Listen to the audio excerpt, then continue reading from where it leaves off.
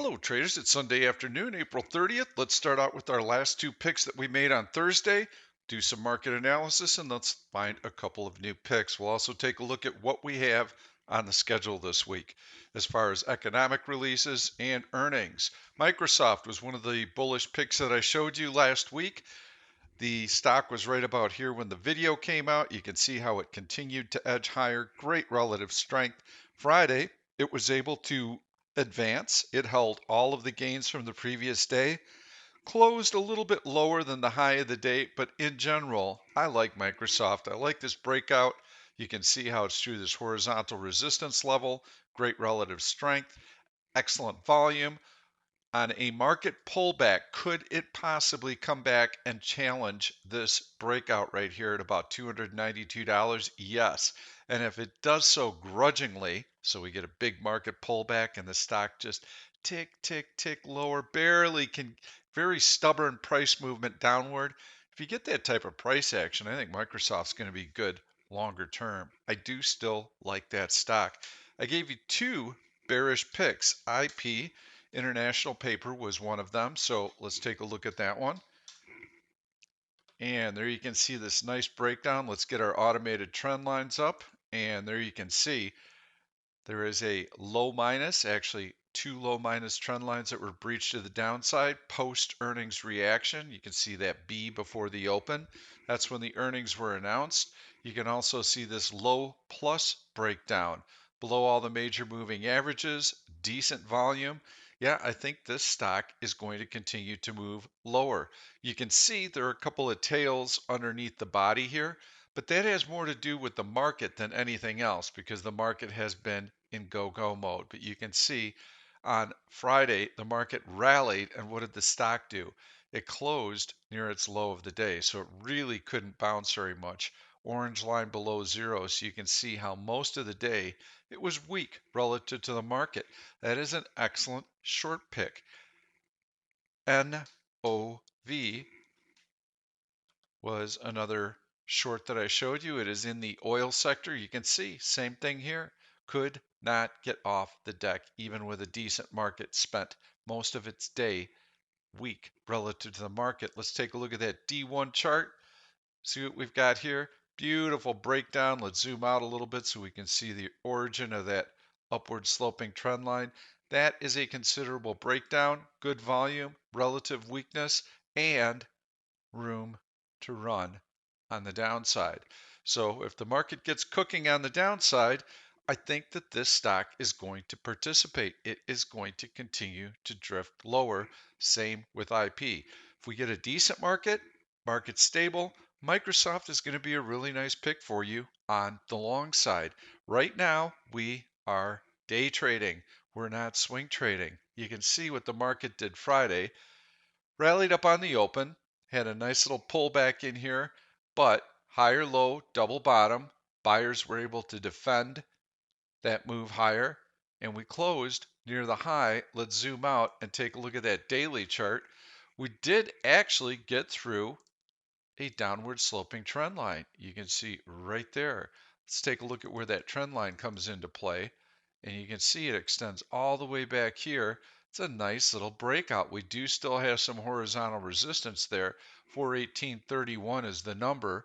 And we are about 2.5 points away from it on the SPY. So that's going to be another resistance level for the market to try and get through. Volume has been pretty decent. So let's talk about that. Mixed overlapping candles on extremely light volume. This was not a strong rally, and I believe that it had to do with short covering. Once the Fed came in and injected $1 trillion worth of liquidity into the system after the SIVB fail, all of a sudden risk went down. Shorts started to cover. This was not aggressive buying, and we know that because that would have taken place on very, very heavy volume. Didn't happen. So these were simply shorts adjusting their positions, and that's also why we had these mixed overlapping candles. This is not a strong rally. Does this mean that I need to go out and load up on puts? Absolutely not. It just means that we can't really trust this move. We can't get behind it full force and start loading up on longs. If this were massive volume like this all the way up here, yes, that would be a sign that we are going to blow through this horizontal resistance level. You can see that volume has been picking up here. Now, one of the reasons for that is because this was the biggest week for Q1 earnings season this last week. We had Google announced, actually had a pretty decent reaction after the number. Microsoft announced, decent reaction after the number. Meta, Amazon, all of these big cap tech companies that have been leading the market higher reported, and the news was actually pretty decent. However, I'm going to take a look at the flip side of that. This was an opportunity for bulls to demonstrate that they are in control. And with mega cap tech earnings, those stocks have been leading the charge. This was a chance for the market to really blow through this horizontal resistance. It didn't happen. So I think that might have been an opportunity squandered. We have Apple reporting this Thursday after the close. That is the last of the mega cap tech companies to report. I think this is where a little bit of the air gets let out of the balloon and where shorts can get a little bit more aggressive. Big, big week in store for us here. We've got well, first of all, tomorrow is May 1st, so that's Boxing Day. The stock exchanges in Europe are going to be closed. Whenever that happens, that tends to take a lot of the volume out of the market. So already, if you're looking ahead and you are a day trader, which is all we're doing right now is just day trading, we're not swing trading because the market's not giving us a clear sense of direction. So we're keeping our trades very, very short term. Intraday, we're trying to focus on a few excellent longs and a few excellent shorts that both have D1 charts working in favor of that move. So we're only day trading. But tomorrow, you've got to come in already with a red flag up that, hey, there are some international exchanges that are closed. This could be a very slow day. And we add to that the fact that there's an FOMC statement coming out Wednesday. Well, Tuesday, ahead of an FOMC statement, and Wednesday, those tend to be very, very slow days anyway because institutions have already squared up their positions. They're not doing a lot. They're going to wait for that release and then they're going to adjust after that number. So we could be off to a very slow start here. They had some really nice earnings releases the last week. That kept the action going. That got this volume cooking a little bit. But now we've got a little bit of a lull. We'll see what the Fed does. 25 basis point rate hike is expected. And if we take a look at the FOMC minutes from the last meeting about 6 weeks ago, even after SIVB, the Fed was extremely hawkish. And they continued to talk about the need for possible future rate hikes. They said, we still don't think that inflation is under control. We still don't believe that, well, we don't know if a soft landing is still in the cards. So they had a lot of question marks. One thing that they definitively said, do not expect any rate cuts in 2023. So even if we get a round of weak economic data points this week, and that calendar is filled. So we have ISM manufacturing coming out tomorrow. We've got ISM services coming out this week, ADP employment, initial jobless claims on Thursday. Those have been ticking higher. We have the jobs report on Friday. We've got the FOMC on Wednesday. All sorts of news coming out this week. And we have started to see economic conditions deteriorate. Last week, we had GDP came out. This is our first look at Q1 GDP. 1.1% growth, 2.3% expected. So much lighter than expected. And now we can actually start to see the impact of all of these rate hikes that we've had over the course of the last 8 to 10 months.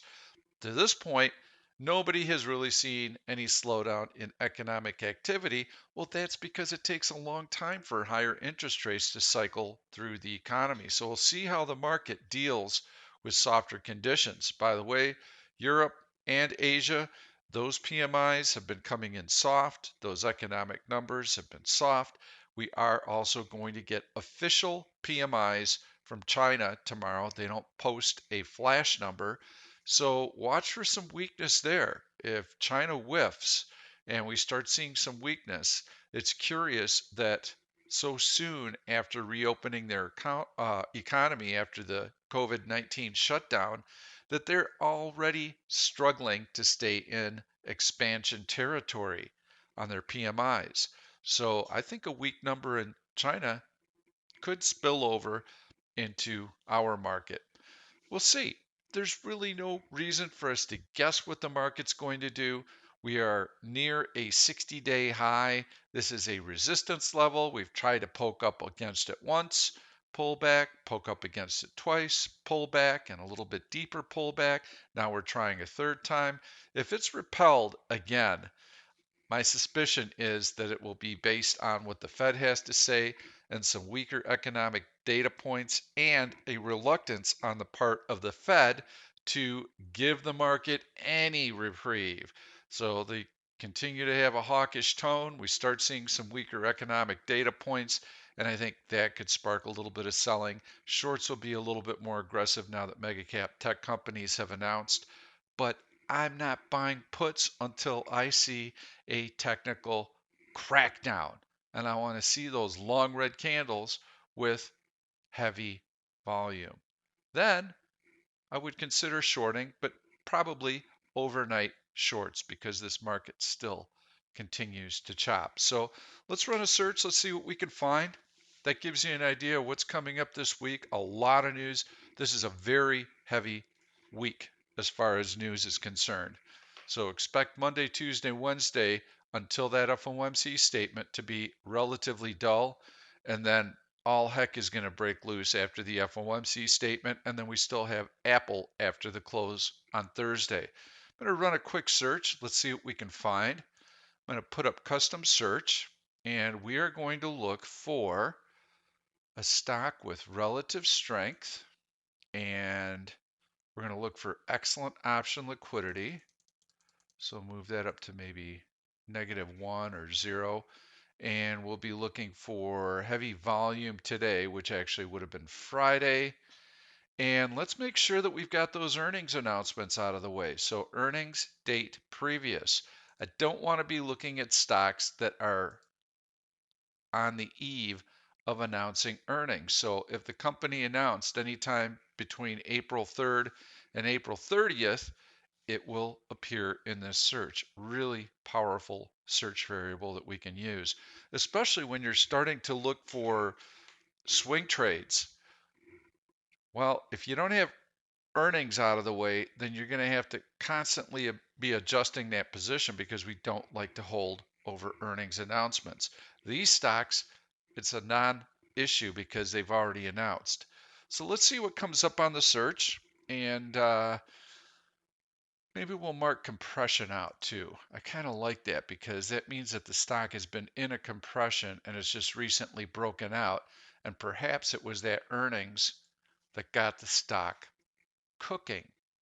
So as I look through this list, we can flip through these very quickly here. That's what I'm going to do. I'm just looking for a nice breakout. This is a nice breakout. This is CJ above all the major moving averages. Excuse me, CCJ is that symbol. Not bad. No, I don't like buying stocks that have been pummeled. This is not a bad breakout. This is CMCSA. This is Comcast. Still has to get through that horizontal resistance. If it can do so, it's going to be a nice long, but it still has to prove that it can get through that.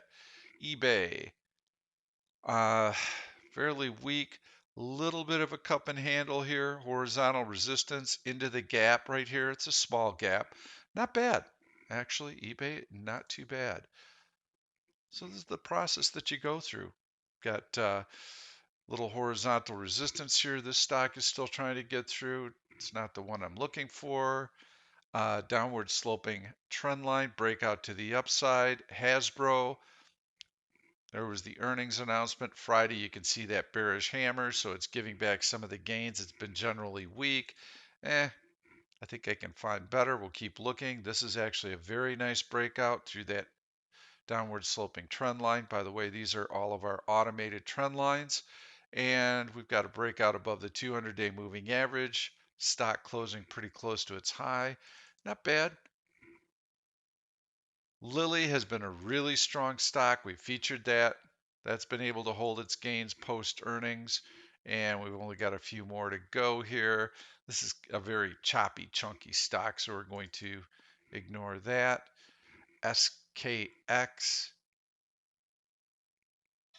Yeah, I like this. This is nice. So you've got a horizontal resistance level right here. Stock able to break through it. Earnings after the close. Stock rallies up all day Friday. Massive volume. Excellent relative strength heading into the number. Take a look at that 5-minute chart. Yeah, I like it. Excellent volume, good relative strength the entire day.